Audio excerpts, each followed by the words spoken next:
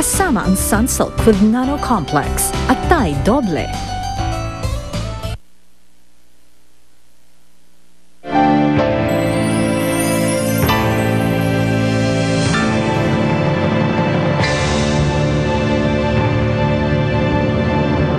May trabaho na tayo! Pwede ho bang sa Kisumbing Modeling Agency kami ma-assign? Si Corinne ang nagpapatakbo niyan. Isip ko lang kasi yung anak ko eh. Kung nasaan man siya, sana nasa mabuti siyang kalagayan. Huwag mag-alala. Mahahanap din natin ang anak mo. Nabigyan ka ng chance na lumabas sa kulungan para ayusin ang buhay mo. Huwag ka masiraan ng loob. Alvin, hindi ba nag-iimbestiga ka noon kay Raul? E di, ibig sabihin marami kang alam tungkol sa kanya. Ano kaya mararamdaman niya pag nakita niya ako? Maaabutan ng kita, Raul. Pagtatagpo rin ang landas natin. Humanda ka. Magkakaharap.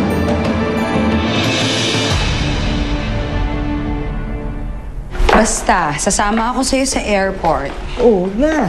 Di ba ngayon launch yung bagong product mo? Hindi naman pwedeng hindi kita ihatid. O, sige na. Talo pa yung bodyguard kung gumuwardya. I just wanna make sure na walang kahit sinong babaeng aagaw sa'yo. Ipasok niyo na yun sa sasakyan. Sana hindi masayang ang gasto sa biyahe ng asawa mo dahil kawawa ang kumpanya. I'm sure makakakuha ng foreign investors para sa Kimbang si Raul. I'm sure of that. Raul will do his best, Mamila. Will that make you happy? Ito ang first time niya ang makakapagbiyahe sa labas ng Pilipinas. That will make him very happy.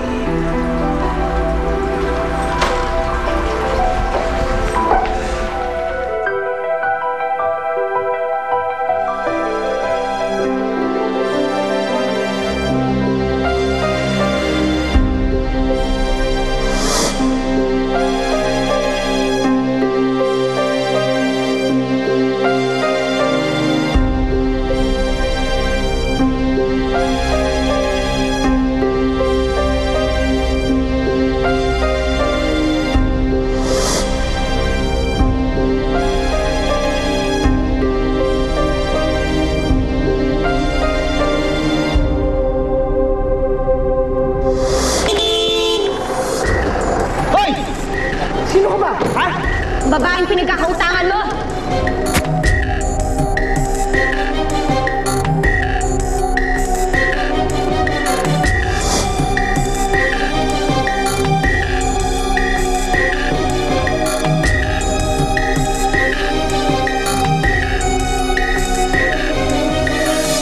Buwisit talaga yung matanda nga kahit kailan. Panira talaga ng araw eh.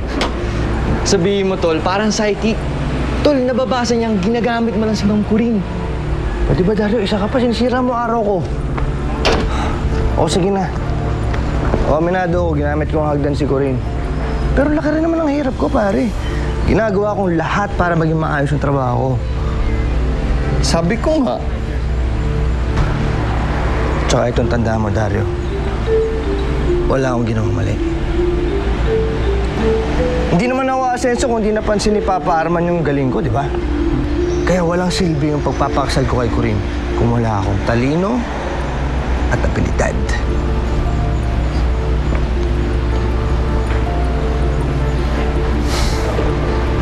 Shall we go? Let's go.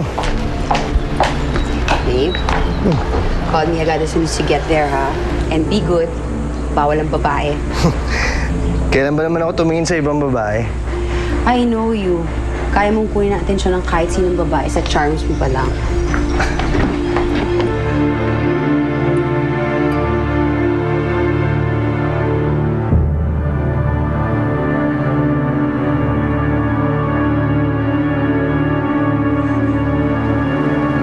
Sinama mo nga yan.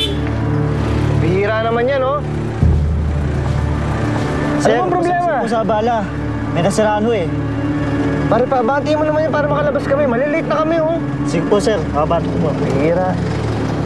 Noemi, ano pang ginagawa mo? Sugurin mo na siya. Sinandalan mo siya. Inasahang sasalo sa'yo. Pero iniwan ka niya. Pinabayaan ka niyang bumagsak. Kaya tama lang na gawin mo to sa kanya. Tama lang na patayin mo siya.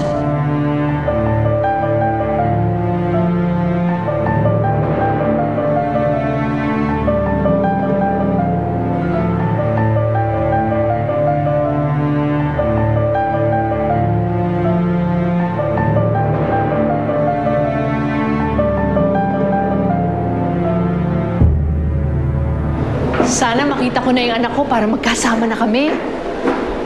Uy, Sally, janitress tayo dito, no? Hindi tayo gwardya. Huwag mo sabihin minuto, babantayan mo yung anak mo. Hindi ko naman sinabi sa'yo gagwardyahan ko eh. Sabi ko, gusto ko lang siya makasama, makausap, paminsan-minsan. Good luck sa'yo kung pag-aksayahan ka nun ng laway. Sally, You don't even open the door for me anymore. Why? Because lagi kang late. It's not lagi that. ka nauli. Pero Nauna. oh. No. Don't do that. Huwag makahawak ka ng bag ko. Of course, don't do that.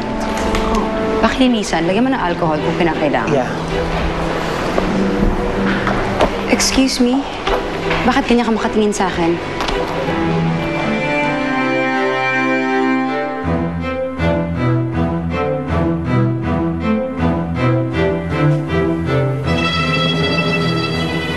Saan ka galing? Alvin, Saan mo ginamit ang gunting na yan? Pinunta mo si Raul, no? hindi ko alam kung saan siya nakatira. Huwag ka na magkaila. Nawawala ang records ko tungkol kay Raul, eh.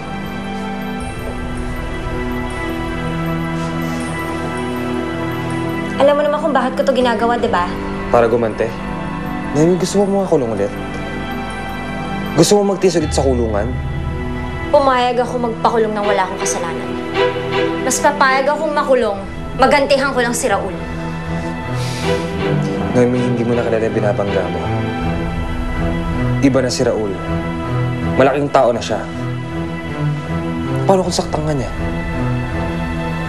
Paano kung matulad ka sa ex ko na namatay? Sa tingin mo ba makakayanan ng konsensya ko yun?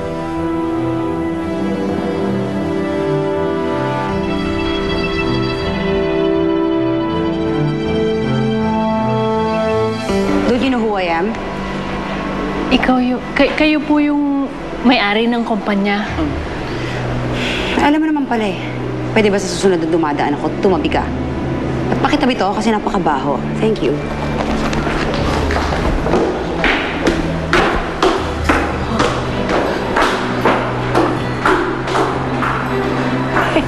Kinausap ako ng anak ko. Ay, oo. Mukhang kang close kayo eh. Tingin sa'yo, mikrobyo.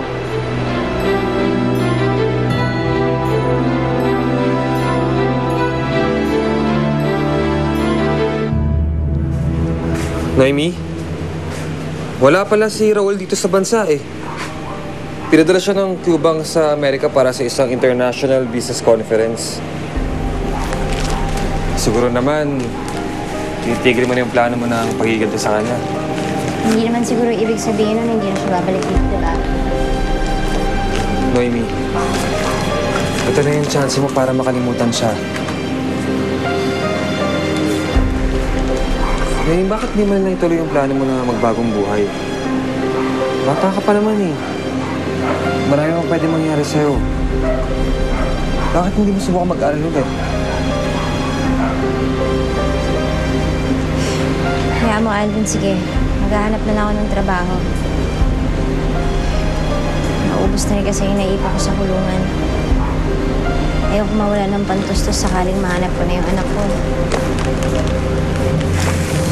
Sige, pasok mo na ako sa loob.